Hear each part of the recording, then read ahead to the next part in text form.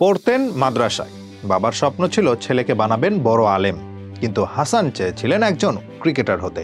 মায়ের কড়া শাসন ও বাবার তীব্র জিদকে উপেক্ষা করেও নিয়মিত মাদ্রাসা ফাঁকি দিয়ে তাই ব্যাট বল হাতে ছুটতেন তেপান্তরে, যার সুবাদে কখনো মাদ্রাসার শিক্ষকদের হাতে মার খেতে হতো, কখনো আবার বকুনি শুনতে হতো পিতামাতার কাছ থেকে।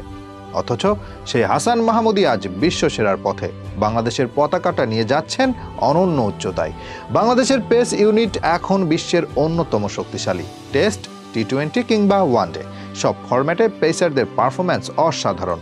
আর সেই আক্রমণের সবচেয়ে বড় আবিষ্কারের একটি বলা যায় হাসান মাহমুদকে। এরই মধ্যে দেশের মাটিতে মাত্র 2টা টেস্ট খেলার সুযোগ পেয়েছেন, অথচ দুটাতেই ফাইফার নিয়েছেন, তাও আবার পাকিস্তান ও ভারতের মতো শক্তিশালী দলের বিপক্ষে। রাওয়ালপিন্ডিতে সিরিজের দ্বিতীয় টেস্টের দ্বিতীয় ইনিংসে মাত্র 43 রানে 5 উইকেট তুলে নেন স্বাগতিকদের বিপক্ষে। এরপর ভারতের বিপক্ষে চেন্নাই টেস্টের প্রথম ইনিংসে বিরাট কোহলি ও রোহিত শর্মার উইকেট সহ মোট 5 উইকেট নিয়ে শেষ দায় লুটিয়ে পড়েন এই পেসার।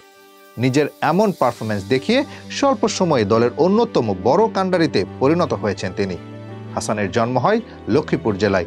ছোট থেকে শান্ত প্রকৃতির ছেলে ছিলেন তিনি। সাধারণত কম কথা বলতেই অধিক পছন্দ করেন হাসান, কিন্তু ক্রিকেটের প্রতি তার ছিল আগ্রহ প্রবল। মাদ্রাসা ফাঁকি দিয়ে বা যখনই ছুটি পেতেন চলে যেতেন খেলার মাঠে। এরপর 2012 সালের শেষ দিকে লক্ষ্মীপুর জেলা ক্রিকেট একাডেমিতে কোচ মনিরের সঙ্গে প্রথম পরিচয় হয় হাসান ও তার পরিবারের। প্রথমে দেখে এই কোচ বুঝতে পেরেছেন তার মধ্যে কিছু একটা আছে, তাই সাথে সাথে নিজ একাডেমিতে ভর্তি করিয়ে নেন তিনি।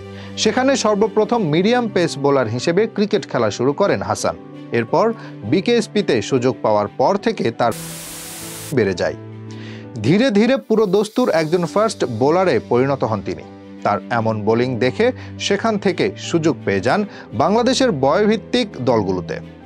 এমনকি 2018 সালে নিউজিল্যান্ডের মাটিতে বাংলাদেশের হয়ে অনূর্ধ্ব-19 বিশ্বকাপ খেলেন হাসান মাহমুদ। সেখানে নজর কাড়েন সবার। একে একে জাতীয় লীগ ও ডিপিএল এর পর ডাক পান বঙ্গবন্ধু বাংলাদেশ প্রিমিয়ার লিগে। খেলেন তৎকালীন ঢাকা প্লাটুন ফ্র্যাঞ্চাইজির হয়ে। সেই আসরে ঘন্টায় সর্বোচ্চ 142.40 কিলোমিটার গতিতে বোলিং করে 13 ম্যাচে 10 উইকেট শিকার করেন হাসান মাহমুদ। এমন বোলিং নৈপুণ্য দেখিয়ে 2019 সালে ডাক পান পাকিস্তান সিরিজে, যদিও সেখানে কোনো ম্যাচ খেলার সুযোগ পাননি তিনি। ঠিক পরের বছর জিম্বাবুয়ের বিপক্ষে টি-20তে অভিষেক হয় তার। সেই ম্যাচে বল হাতে মাত্র 25 রান দিলেও কোনো উইকেট পাননি এই পেসার। তবে নিজের অভিষেক ওয়ানডে ম্যাচে 3 উইকেট শিকার করে আলোড়ন সৃষ্টি করেন হাসান। অতঃপর পাল্টে যায় তার ক্যারিয়ার। তাকে নিয়ে তার বাবা ফারুক জানান, পড়ালেখার পাশাপাশি ক্রিকেট খেলায় হাসানের আগ্রহ ছিল। কিছু কিছু সময় খেলার মাঠ থেকে সে পরীক্ষা দিতে যেত। মাদ্রাসা ফাঁকি দিয়ে সে ক্রিকেট খেলত। আশা করছি সে ভালো বোলিং করে দেশের সুনাম অক্ষুণ্ণ রাখবে। সত্যি আজ তার ছেলে সেই পথেই। এরই মধ্যে মাত্র 4টি টেস্ট খেলে নিয়েছেন 19 উইকেট, 22 ওয়ানডে ম্যাচে নিয়েছেন 30 উইকেট। তাই অদূর ভবিষ্যতে আরও ভালো করবেন তিনি, সেটাই বিশ্বাস ভক্তদের।